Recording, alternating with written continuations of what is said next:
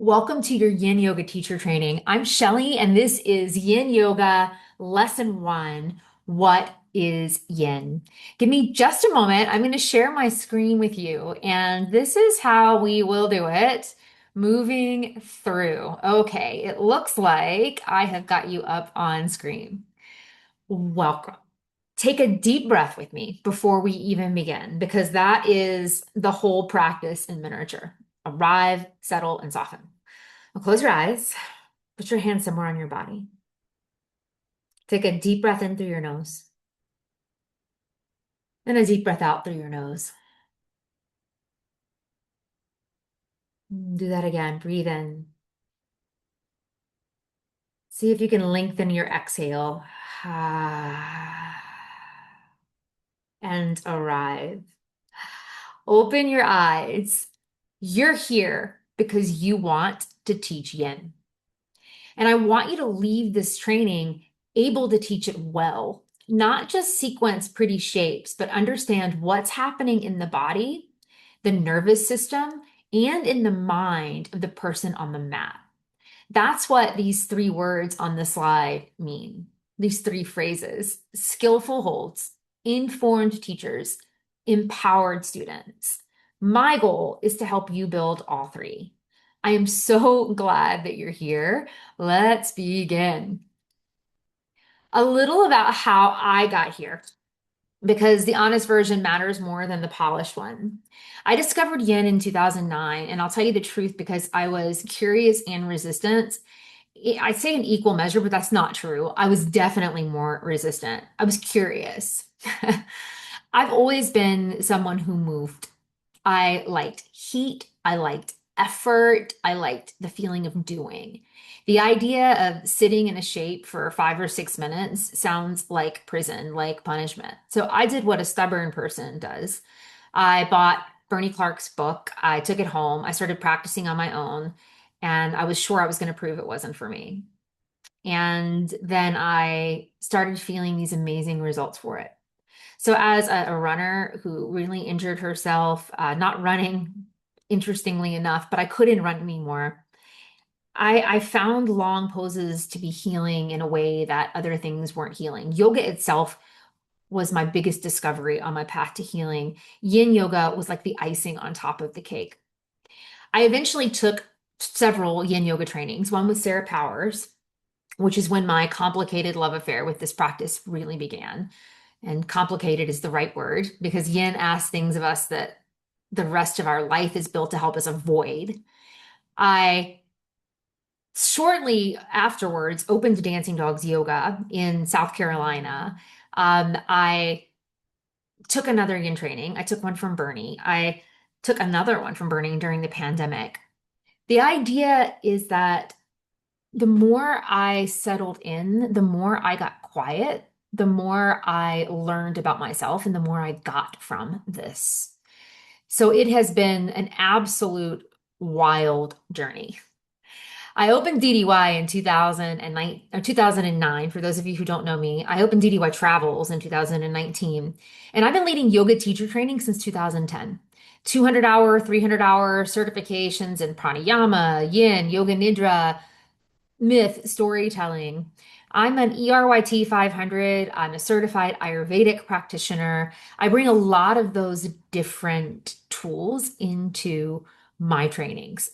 But here's what I actually want you to know about how I teach. My intention is to make the trainings that are grounded and transformational. My approach is heart and humor and depth. I take this work seriously, but I don't take myself seriously. And my belief is that the thing underneath all of it, yoga is for everyone in different ways. It's a practice of coming home to yourself. And that's what I want to give you so that you can give it to your students. I do tell my classes all the time when I first started practicing, when teachers would put us in pigeon pose, which is a yin-like pose, I would literally get up and leave. I would leave practice. I didn't stay for Shavasana because it was too hard for me to stay. One day it finally clicked. The release, the vulnerability, the courage to stay and be curious clicked. I was ready. And in that moment, I discovered yin. And it's one of the most amazing things that has ever, ever, ever happened. I'm glad to be here and I'm glad you're here with me. We're going to have a great time on this journey. So, what is yin?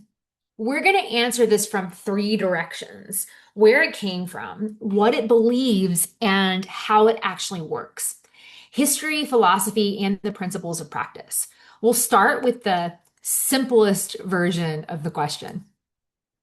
What is yin yoga? To define it plainly, and then we're going to complicate it a little bit. Yin as a concept comes from a Taoist thought. It's the dark, the cool, the slow, the passive, the grounded, the receptive. It's the complement to the yang, right? We know that. Yin is the opposite of yang. Hold that lightly for now because we'll go deep on it soon. Yin yoga as a practice is poses held for longer periods, usually seated or reclined, not always, with as little muscular tension as possible. The last part is key and that surprises people. We're not engaging to hold the shape. We're releasing into it. And now the history, and here's where I want to correct a myth that you'll hear repeated everywhere. People love to say that yin is ancient. The energetic ideas behind yin are very old. Taoism, the meridian system, those are ancient. But yin yoga as a practice took shape in the 1970s and 80s. It wasn't even called yin until the 2000s. So if a student tells you they're doing a 5,000-year-old yin practice, be kind, but the truth is more interesting than the myth. We'll meet the actual people who built this in a few minutes. And a word on that. This is yoga. The principles behind it align with yoga. But knowing that yin is something distinctive that comes from a different place and that shares many different wisdom traditions is important, especially when we are sharing traditions that are outside of a culture that is not our own. So, from an appropriation standpoint, knowing where this came from is very important. And in my opinion, yes, we can still call it yoga because the foundations, the philosophies, the backgrounds, the energies, the subtle body, the tattvas, the gunas, it's there, but we have to know about it. Two more things first, and underline this. Yin and restorative are not the same practice. They get confused constantly. They're mechanically different with different purposes and different outcomes. And second, the headline yin targets connective tissue, fascia, ligaments, joint capsules rather than muscle. Those two things you need to remember. Yin is not restorative and it targets connective tissue. Here's the core distinction, and it's worth memorizing because your students will ask. Yin applies gentle, sustained stress to connective tissue. It's a stress practice on purpose. Restorative removes all stress and asks the body to rest completely. Both are beautiful, but they're not the same thing. And if you walk away from this slide with one sentence, let it be that one. You can gently explain this to students who show up expecting one thing and getting another. It's easy for students to confuse these two. If you know the difference, you can set them up for success.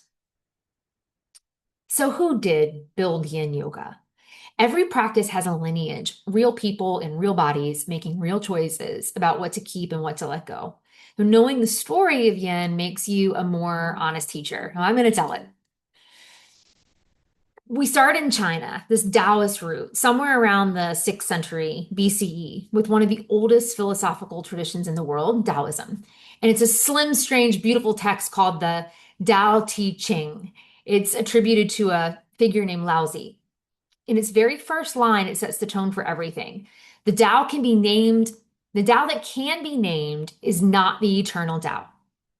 So sit with how radical that is as an opening sentence. The book begins by telling you that the thing it's about can't be put into words. So the Tao, the way, is the underlying principle behind all of existence. Formless, nameless, beyond grasping. And its central practice is a phrase you'll use again and again as a yin teacher, Wu Wei. It's usually translated as non-doing or effortless action. But don't hear that as laziness or passivity. Wu Wei is alignment. It's moving with what naturally wants to happen instead of forcing your will onto it. And here's why I'm telling you this. Yin yoga may be the most direct physical embodiment of Wu Wei that exists. In a yin pose, we stop forcing, we yield, we allow. It's not a metaphor, that's the literal instruction. The Taoist favorite image for this is water. Water is soft, water yields, water takes the shape of whatever holds it. Given time, water carves stone. Yin practice asks us to become water, patient, soft, and persistent. Persistent enough to reshape what seems unchangeable. This is exactly why yin feels so different from the yoga most of us have learned at first. Yang yoga is effort, engagement, fire. Yin is dissolution, patience, willingness to be shaped.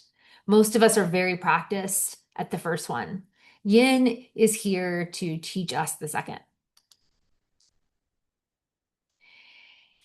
If the energetic framework of yin comes from Taoism and the traditional Chinese medicine, its contemplative dimension, the meditation inside the pose, comes largely from Buddhism. Three ideas, and I want you to know them by name because they turn a stretch into a practice. The first is anicca, impermanence. Here's the thing every long hold teaches you in the body. Nothing stays the same. You come into a pose, there's tightness. You stay, the tightness eases. Discomfort builds, peaks, and then often releases. You're watching impermanence happen inside your own body in real time. You can't argue with it. You can only witness it. And that's a teaching no lecture can give. The second is dukkha, suffering, or more precisely, the unsatisfactoriness we create by resisting what is. Notice the impulse to bail out of a pose early. Notice it, because that exact impulse, this is uncomfortable, I want out, is the same impulse that drives us to avoid discomfort everywhere in our lives. Yin gives us a safe laboratory to practice a different response. Stay, get curious, to not react. And the third is sati, mindfulness. And this is the heart of it. The hold is the meditation. We ask students to observe sensation without narrating it, without spinning a story about it. That's not yoga flavored mindfulness. It's formal Vipassana practice happening in a yoga container. The teacher who made this explicit was my teacher, Sarah Powers. She was one of the first to deliberately weave Buddhist mindfulness, specifically Vipassana, into yin holds. She trained for decades with serious Buddhist teachers, Jack Kornfield in the Vipassana tradition, Tony Packer in Zen, the Tibetan, oh my gosh, I never will pronounce this right, Yama Tsongki Rinpoche. She didn't decorate yin with meditation, she married them. And we'll meet her properly in just a moment. So, who built this practice? The lineage of yin. Four people, a relay race across about 50 years. This is how the practice you're going to teach actually came to be. And it starts with Paulie Zink. In the 1970s and 80s, Zink is a martial artist. He's a monkey kung fu master trained in a lineage called Tai Shink Pet Kwa. I'm probably mispronouncing that. He grew up in Hollywood, exposed to Zen tea houses by his father and to yoga by the hippies that were practicing it on the sidewalk in Hollywood Boulevard. It's amazing, right? Zink developed a Taoist practice he called yin and yang yoga. And the yin half was long hold poses, like on the floor, drawn from Taoist alchemy and animal forms. That long, slow, grounded floor work is the seed of everything. Then a young anatomy student named Paul Grilley walked into Zink's class. This is in the late 1980s, and he gets hooked. He studies with Zink for about a year, and then Grilley does something pivotal. He keeps only the yin half. He runs entire classes of long holds, no yang postures at all, and then he brings in what he knew best, anatomy. Grilley's study of skeletal variation genuinely revolutionized how yoga teachers think. And I don't just mean in the yin field. He's the one who showed us why two students in the same pose look completely different because their bones are different. And therefore, why no single correct depth exists. And that's a really interesting concept. It hasn't always been that way. He also studied meridian theory with Dr. Hiroshi Motoyama. Really codified this practice. He didn't just name it yet. He was still just calling it Taoist yoga. The name comes from the third person, Sarah Powers. Sarah taught in the same studio as Grilley, started attending his classes, and began teaching this material herself. The story goes that when someone asked her to describe what she was teaching, she reasoned, well, there's no yang in it, so let's just call it yin. And it stuck. But Sarah gave it far more than a name. She's the one who brought in Buddhist mindfulness and the traditional Chinese medicine meridian theory that we just talked about. She made yin a genuine meditation practice, not just a stretching method. And finally, there's Bernie Clark, who might be the most well-known yin teacher today. Bernie has been on a yoga path since 1978, starting in Zen meditation. He deepened anatomy conversation even further and created the most comprehensive written resources we have. He's written several books and the enormous free library at yinyoga.com. If Grilley codified it and Powers gave it depth, Bernie is the one who made it accessible and put it in reach of teachers like us. His was the first yin book I ever bought, by the way. So that's our lineage: a kung fu master, an anatomist, a meditator, and an educator. Keep their names when you teach this because you're standing on their shoulders. I'm lucky enough to have been able to study with two of them directly. I have studied with Sarah, I have studied with Bernie, and I thank my teachers. Now let's go back to the word yin and really understand the philosophy underneath it because it'll change how you teach and how you live. In Taoist thought, every quality creates and defines its opposite. You can't have dark without light. You can't know rest if you've never known effort. They're not enemies. This is the part that people miss. Yin and yang are not competing with each other. They complete each other. So yin is dark, cool, passive, rest, stillness, preservation, downward, dense, grounding, water, matter, mystery, feminine, receptive, yielding. Yang is its mirror in every direction: light, hot, active, movement and expansion, outward, rapid, bright, upward, functional, rising, fire, energy, vitality, masculine, assertive, initiating. Notice the Taji symbol in the center, the one that everybody calls the yin yang. Look at the little dots. There's a seed of yang inside the yin and a seed of yin inside the yang. Nothing is ever purely one thing. That is not just decoration, it is the entire philosophy as an image. And here's how I put it for your students. Yin teaches us to slow down and be. Yang teaches us to show up and do. And we need both. A life that's all yang burns out. A life that's all yin stagnates. The balance is the practice, not just on the mat, but everywhere. And I say this again, really wanting you to hear it. There's often a hierarchy in studios. I teach this, I teach that. Every one of these practices is valuable and important. Sometimes we need one more at one season of our life than the other, but we need both. Now, most of you came to this training already knowing yoga Hatha, vinyasa, restorative. So let me place yin next to what you already know because the contrasts are where understanding lives. Yin goes after connective tissue, fascia, ligaments, joint capsules. Restorative targets the nervous system, aiming for complete muscle release. And yang, vinyasa, hatha, etc., targets muscle and the cardiovascular system, different tissues by design. And muscle state, this is the subtle one. In yin, the muscle is passively released, but the tissue is still loaded. That's the magic and the confusion. We relax the muscle so the load can travel deeper into the connective tissue. In restorative, there's no load at all. You're completely supported. In yang, the muscle is actively engaged. Hold time, yin, 3 to 10 minutes. Restorative, even longer, 5 to 20. Yang, seconds, maybe a minute or two. In sensation, this is the big one. In yin, sensation is present, mild to moderate, we want it there. In restorative, sensation is essentially mostly absent. Comfort is the point. In yang, it's muscular effort, the burn. So yin sits in a fascinating middle place. There's sensation, but it's not exertion. And the primary goal, yin, is to increase your range of motion and connective tissue to stimulate qi. In restorative, it's parasympathetic nervous system activation, deep rest.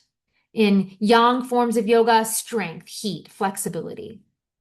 So please write this on your heart. Yin is not restorative. In yin, the discomfort is intentional. It's not a problem to be patted away. It's the signal we're actually reaching the target tissue. The moment you understand that, you'll understand why we don't prop every student into total comfort. We're looking for an edge, not past it, but to it. We use props to make it accessible. We use props to alleviate pain. We use props to help guide people into this slowly when they're not quite ready for the biggest opening that they might experience, like me running from pigeon pose. We don't use the body to get into a pose.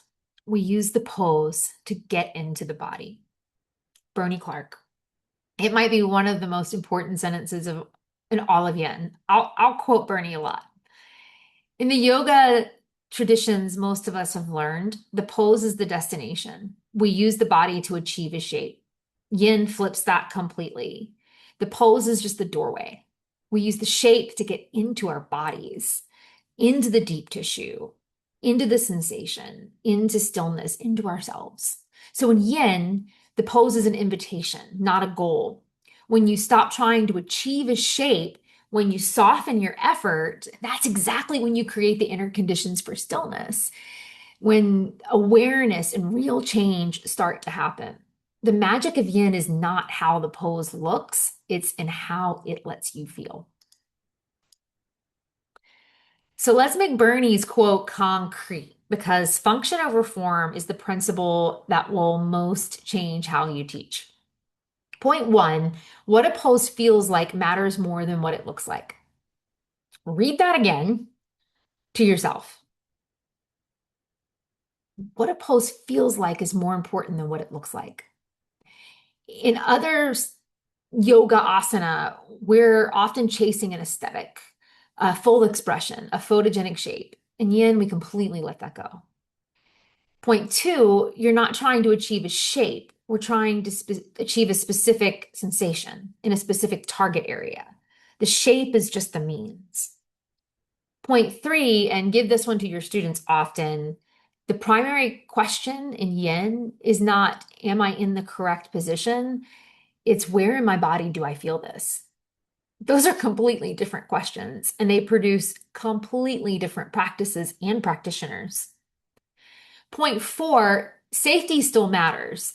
And please hear that. It always matters. But in yin, alignment serves sensation and not the other way around.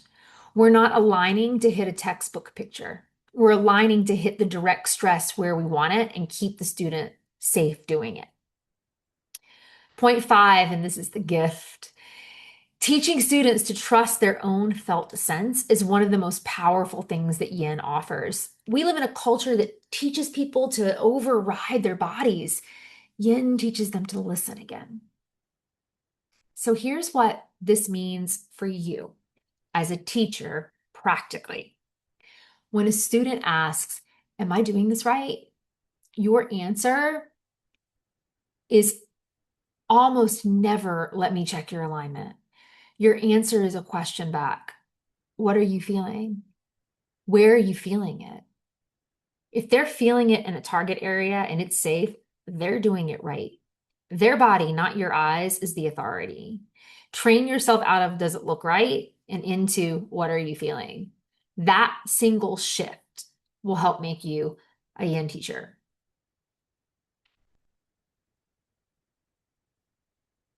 Part two. Okay, now we move from philosophy into some actual principles for practice.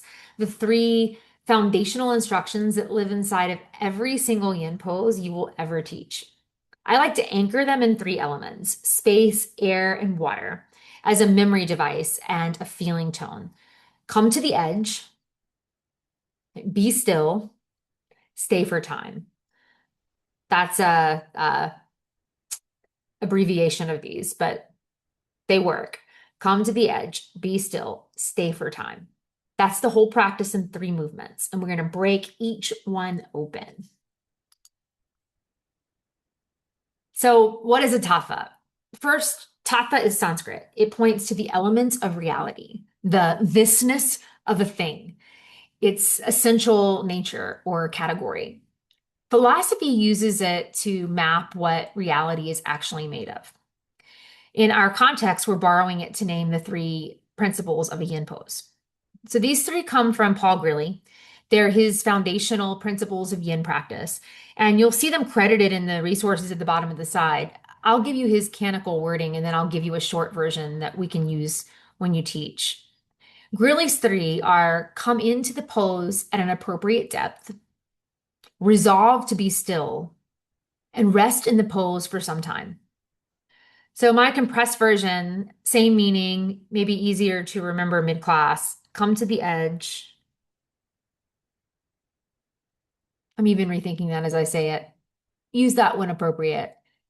Come to the edge or come into an appropriate depth. Be still. Stay for time. Number one, come to an appropriate depth. Find the point of significant resistance. Let the body open, don't force it. Not too deep, not too shallow. Number two, resolve to be still. Once you've found your depth, commit to stillness. We're going to talk about this more in a moment. Stillness of body, stillness of mind, stillness of breath. And number three, rest for some time. Why? Because connective tissue is plastic, not elastic. It needs sustained, gentle stress, not quick movement. Time is the sensitive ingredient. We're going to go into that in big detail too. Three principles, every yin pose, every time. We're going to spend the next three sides on each one because the depth of your teaching lives in the details. Just a quick note too that a lot of teachers do credit the three tattvas to Sarah Power's book, Insight Yoga. And the answer is yes, but she's not the one who originally coined them, but she does a famously beautiful job of illustrating them, which we'll talk about. So what is an appropriate depth? Tattva number one. Let me lead with the sentence that dismantles most people's egos about yoga. Yin is not about going as deep as possible. It's about finding the place where your body can receive the pose without force. Let me say that again. Deeper is not better. Appropriate is better. So how do we find appropriate? First, find the point of resistance. Come to the place where sensation becomes clear and meaningful, and then pause there. Don't push past it. Let the body respond before you think about going deeper. You can. Two, listen for the invitation. Depth in yin is a conversation, not a conquest. So when your body invites you deeper or further, explore. When your body asks you to back off, honor that immediately. You're listening, not negotiating. And 3, beware the binary. So check out these pelvis drawings. This is Grilley's contribution at work made visible. 3 hip joints, 3 different skeletons. As Bernie Clark puts it, he says beware the binary all the time. What's true for one body is never true for all bodies. There's no universally correct expression of a pose because there's no universal skeleton. Some students will never get their forehead to their knee, not because they're tight, not because they're not working hard enough, but because of the literal shape of their bones. And that's not failure, that is anatomy. Number 4, ask better questions instead of how deep can I go, which is the wrong question. Train your students to ask, what am I feeling? Is this sensation productive or is it pain? And then the deep one, am I receiving the pose or am I forcing it? Number 5, stay with your own edges. The practice is discovering your edge, not the edge of the person on the mat next to you, not the edge in the photo. Yours today, not yesterday, not tomorrow, today in this body, on this day. I love this slide's ending because it's the serenity prayer we imagined for Yin. Grant me the serenity to accept the limits I cannot change. That's my bone structure, my proportions, the courage to explore the places that can open. And that's my fascia, my range, my growth, right? The courage to explore the places that can open and the wisdom to know the difference. That wisdom is the entire art of practicing and teaching Yin. If you've ever had a student that was frustrated they can't do a pose, and you got to show them it was their skeleton, not their effort. I think that you'll change the way people look at themselves and their practice. Bernie says it all the time. Beware the binary. There is no one size fits all. Top for number 2, and a lot of this comes from Sarah Powers, and one of the reasons why she gets so credited with these. Resolve to be still.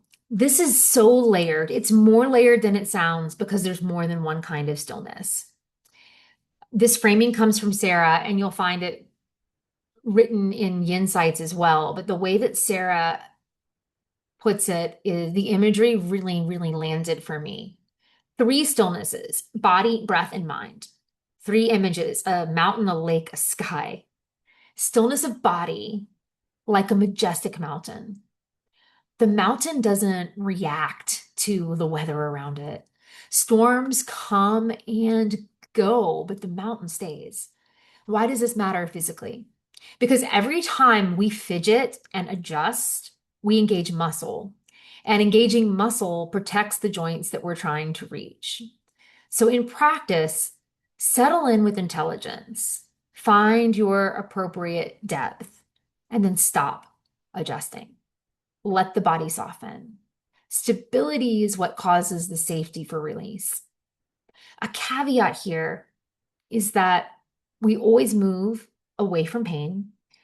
And when invited, we move deeper, closer to our new edge. Stillness of breath, like a calm mountain lake. Picture the surface of a still lake. The breath comes quiet, unlabored, gentle. It's not a cessation of breath. We're still breathing, but a soft rhythmic breath that calms the mind. So many breaths work in Yin. Box breath, 2-to-1 breath, a very gentle ujjayi. Soft is the operative word there. A harsh ujjayi makes waves on the lake, right? You want the breath to be an anchor. When the breath steadies, the nervous system softens and the mind follows it down. I like to describe it as if you can't take a smooth, deep breath, you might have pushed past your edge. But if you can breathe, then you know you can find that stillness. And finally, stillness of mind, like a deep blue sky. Here's the beautiful part. The sky is always there. even behind clouds. The clouds are your thoughts. You don't have to fight them. You don't have to chase them away. Stillness can't be forced. You can't make your mind be quiet. What you can do is create the conditions for it to arise. Notice the thoughts without following them. Return to sensation and breath as an anchor again and again. And with time, the mind naturally opens into spacious awareness because the sky was there the whole time. Body is mountain, breath is lake, mind is sky. Together, those three things create the container for yin and for stillness.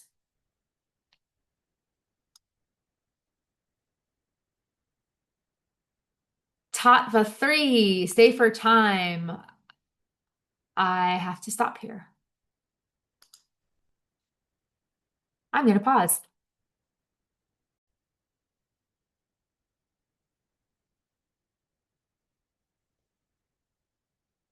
All right. The third tattva is stay for time. And the title of this slide is the lesson. In yin, we count the minutes, not the breaths. Here's the physiology behind why. Yin targets connective tissue, and connective tissue is slow. It doesn't respond on the time scale of a few breaths.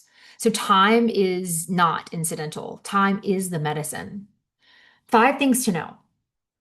Muscles are elastic. That's number 1. They stretch and release quickly. 3 to 5 breaths is usually plenty of time for muscle tissue. That's yang timing, and it's appropriate for muscle. Number 2, connective tissue is plastic, completely different. It requires long, gentle, sustained stress before it will respond at all. Number 3, the time range is wide, anywhere from 1 to 20 minutes, depending on the pose, the student, and your intention. Number 4, and I love this phrase, yin tissue needs yin exercise. Slow tissue needs slow loading. That's physiology and not philosophy, although it's kind of both, right? And 5, say this to every student who's white knuckling it. The hold is not punishment. The hold is the practice. Look at the response times by tissue. Muscle responds in 3 to 5 breaths. Fascia needs more like 5 to 7 minutes. Ligaments, even longer, 10 to 20 minutes. So if you only ever hold for a few breaths, you're working muscle still, which is fine, but it's not yin. To reach the tissues yin is for, you have to give them time. In yin, time is the ally that lets transformation actually happen. So when it gets hard, and it will, the instruction is simple. Be patient, be present, stay. So what does all of this patience actually give us? Yin works the deeper layers, the body, the fascia, the nervous system, and the change it creates is functional and it lasts. Let me give you the landscape. On the physical side, it improves joint mobility, flexibility, it stretches connective tissue safely over time. It boosts circulation through the fascial system. It supports injury recovery and joint health. And here's a fascinating one. Sustained gentle loading stimulates fibroblast activity. Those are the cells that build and maintain connective tissue. So in a real sense, that's like anti-aging for your connective tissue. On the nervous system and the mind side, and this is why people get quietly addicted to yin, it reduces stress and anxiety. It shifts the nervous system towards the parasympathetic nervous system response, towards rest and digest. It improves sleep and depth, the quality and depth of sleep. It develops breath awareness. And over time, it cultivates genuine emotional regulation and equanimity, the capacity to stay with what's hard without being thrown by it. But notice the through line at the bottom. Yin is not about doing more. It's almost the opposite of a more is better practice. It's about creating the conditions for the body and the mind to remember their own natural balance. We're not adding anything, we're removing the interference. Why is stress the point? The title of this might surprise you because we spent so much time talking about softening and yielding. But here's the thing that we have to be really honest about. Yin is a stress practice. The stress is intentional. So let's talk about why the right kind of stress in the right amount is exactly what the body needs. The body can meet stress in three fundamentally different ways. Understanding which one is true changes how you teach, how you practice, and honestly, how you live. The first is fragile. Think of glass. If you drop it, it probably shatters, right? A fragile thing is harmed by stress. So the only strategy is to protect it, to avoid disruption, to wrap it in bubble wrap. And here's the key. That's not how the body works. We treat our bodies like glass, avoid, protect, rest, everything. And then we're operating on a false model. The second is robust. Think of a rock. You drop it and it's fine. It endures. But here's the limitation. The rock doesn't grow from the stress. It tolerates, but it doesn't adapt. Its capacity stays exactly the same. In yin terms, if we only ever tolerate a sensation and never gently, progressively ask more of the tissue, then we maintain, but we don't evolve. And the third is anti-fragile. And this is the one that's true of living tissue. Bones, fascia, the nervous system, they get stronger when they're stressed appropriately. They don't just survive stress, they improve because of it. And this is what the body is actually designed to do. So in yin, with the right amount of stress, plus enough time, plus enough rest, tissues adapt, strengthen, and our capacity grows. It expands. And the flip side, the warning on the fragile column, if we shield too much, if we avoid all challenge, tissues weaken, capacity shrinks, and resilience is lost. Under stress is a harm all to itself. The word anti-fragile was coined by Nassim Taleb in 2012. And here's a lovely little piece of lineage for you. Bernie Clark explicitly teaches anti-fragility in the yin context. The glass vase example on this slide is straight out of his teaching. So it isn't a stretch I'm importing, it's woven into modern yin pedagoggy already. So say it to your students plainly. Your body is not fragile. Your body is anti-fragile. This is the scientific reason why we practice yin. So if anti-fragility is the what, this is the how. And it turns out every form of exercise that has ever existed, without exception, weightlifting to yin shares exactly two features. First, stress the tissue. And second, let the tissue rest. Stress, then rest. That's it. That's the engine of all adaptation. Both halves matter equally. Too much stress equals depletion. You break down faster than you recover. But too much rest equals stagnation and atrophy. The tissue dries up and weakens. Most people only worry about the first one, but the second one is just as real. So we're looking for the Goldilocks position. Not too much, not too little, just right. Too little, stagnation. Unstressed tissues dry up, lose range, even develop disorganized collagen. The body interprets no demand is no need to maintain this. Use it or lose it is literally true at the tissue level. Just right, what the scientists call eustress, good stretch, good stress, good stretch, good stress. This is the productive challenge, enough stress to stimulate adaptation without exceeding what the tissue can handle. This is the sweet spot that we're always hunting for in a yin pose. And then too much distress, stress that exceeds capacity. Now you get tissue damage, injury, depletion. And this is one of your enthusiastic students might need to hear. More is not always better. The hero who cranks deeper into every pose is not winning. So here's the takeaway. The whole philosophy in one line, and it's worth repeating until it's a reflex. The goal is not to do more. The goal is to find the right amount of stress, followed by the right amount of rest. That's the path to lasting strength, resilience, and balance on and off of your yoga mat. All right, this is the last section for lesson one. I know that you've been with me for a while, so thank you for listening. When to practice yin and why the timing matters. Because yin isn't a one size anytime practice, and when you do it, changes what it does. So let's talk about that. Here is a practical menu of when yin serves best and a caveat. Cool muscles. When fascia runs in parallel with muscle, the fascia responds better when the muscle is relaxed. And the muscle relaxes easier when it's cool. So there's real logic to do yin cold. Hold that thought though, because there's a but coming. In the morning is wonderful with one tip. Give yourself 20 or 30 minutes after awaking first. Let your spine decompress from a night of lying down before you try to load it. Evening, and this might be yin's home turf.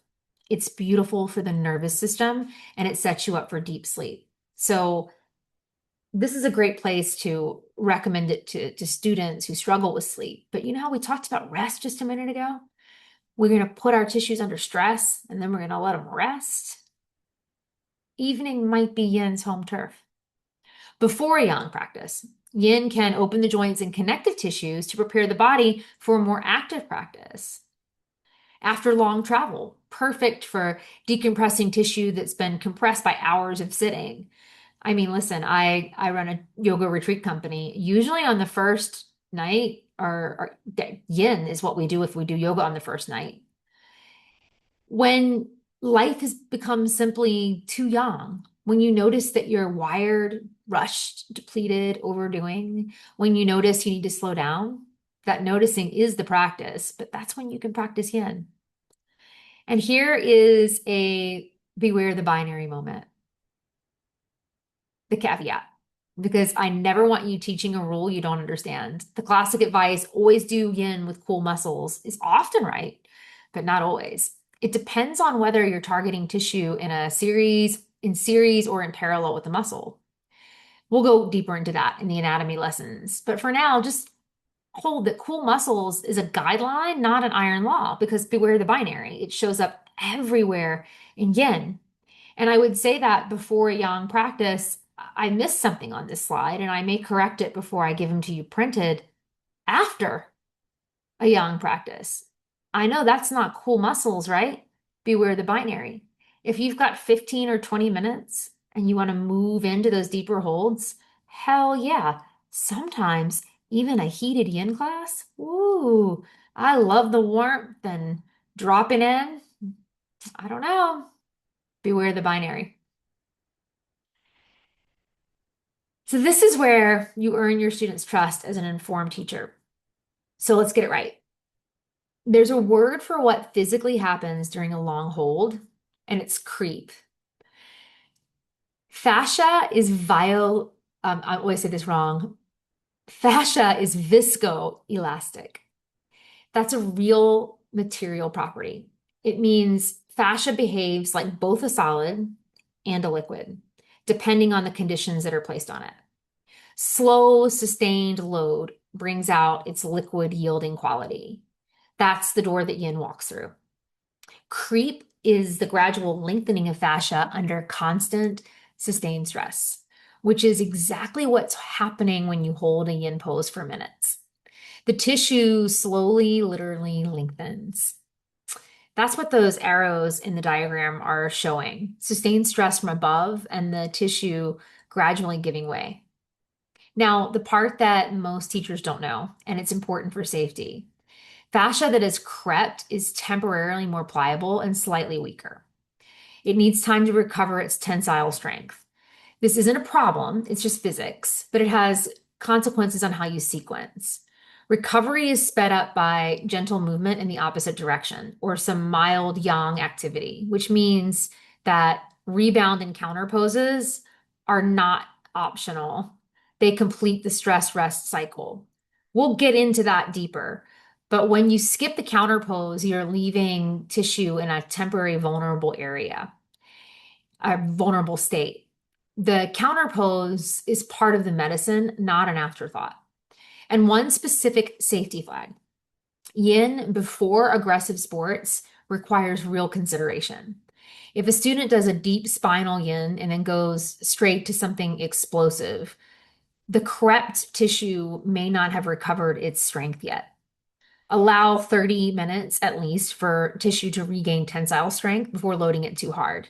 So again, to what I said before, doing a yang practice after yin is fine if you've got that 20 to 30-minute window. So for your teaching, after long spinal yin sequences, always offer gentle movement in the opposite direction. The tissue has done its job. You help it recover intentionally. And that's the mark of a teacher who actually knows what's happening inside the body, not just what the pose looks like. So before we close, I'm going to leave you with something to sit with. Yin isn't learned only in the head. You can pause the video if you like, take a few minutes with these questions, or just write them down and take them with you and sit with your tea while you answer. Where in your own practice, in your own life, do you tend towards too much yang? And where do you lean towards too much yin? Be honest. Number two, what does stillness actually feel like in your body right now? In your body, in your breath, and in your mind. Right? The mountain, the lake, the sky. Notice all three. And three, what is your relationship with discomfort? When it shows up, do you automatically tend to avoid it, push it through, get curious about it? There's not a wrong answer. It's just useful svadhyaya. And number four, this one is for the teacher that you're becoming. What would change in your teaching if your students trusted their own felt sense more than they trusted alignment cues? Don't rush these. The willingness to sit with an open question, that's yin. Let them breathe. Take as much time with them as you need. And then we'll gather it all up. How far we've come in one lesson. We started with the origins of yin, what it is, its Taoist root, Wu Wei, its Buddhist heart, the four teachers who built it, Paulie Zink, Paul Grilley, Sarah Powers, Bernie Clark. We learned the three tattvas of yin, the principles inside each pose. Come into the pose at an appropriate depth, resolve to be still, and then rest in the pose for some time. We reframed why stress is the point, anti-fragility, the theory of exercise, the Goldilocks principle. And we got practical about when to practice, timing, counterposing, and the science of creep, all of these things that matter so much. So the takeaway for this lesson is, and if you forget everything else, hold on to this. Yin yoga is not about achieving a shape. It's the practice of listening deeply enough to hear what the body is already saying. That's what we're really training you to do, not to fix yourself or fix your students, but to learn to listen. That is lesson one. I'm so glad you're here. I will see you in lesson two, where we'll go deeper into the philosophy that holds all of this up. Until then, come to your edge, be still, stay a while. I'm so glad that you're on this yin journey with me. Thank you for trusting me, and I'll see you in lesson two.